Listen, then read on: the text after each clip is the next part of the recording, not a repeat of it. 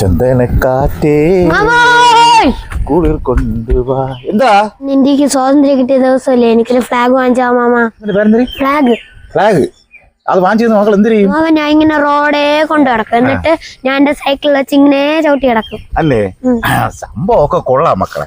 Mama ഇത് നിനക്ക് ഞാൻ വാങ്ങിച്ചു തരുമായിരുന്നു. വാങ്ങിച്ചു തരാതെ കാര്യം തരുമ്പോ എല്ലാ വർഷവും ആവുമ്പോഴ് ഇതുപോലെ ആൾക്കാർ കടയിൽ നിന്ന് പറഞ്ഞാൽ വാങ്ങിച്ചിട്ട് ഇതുപോലെ ഉപയോഗിച്ചിട്ട് ഇത് പിന്നെ എന്ത് ചെയ്യണമെന്ന് ആർക്കും അറിഞ്ഞൂടാ. ഇതിനൊക്കെ ആവശ്യം കഴിഞ്ഞൂടെ കളയൂടെ മക്കളെ. വെറുതെ എന്തിന് പൈസ കൊടുത്ത് ഈ സാധനങ്ങളൊക്കെ വാങ്ങിച്ചിട്ട് ഇങ്ങനെ കൊണ്ട് മണ്ണിലും അങ്ങും ഇഞ്ഞൊക്കെ കളഞ്ഞ് അതിന്റെ പവിത്രത ഇല്ലാതായി കളയണം. അതോടെ മാമ ഒരു ഐഡിയ പറഞ്ഞുതരാം.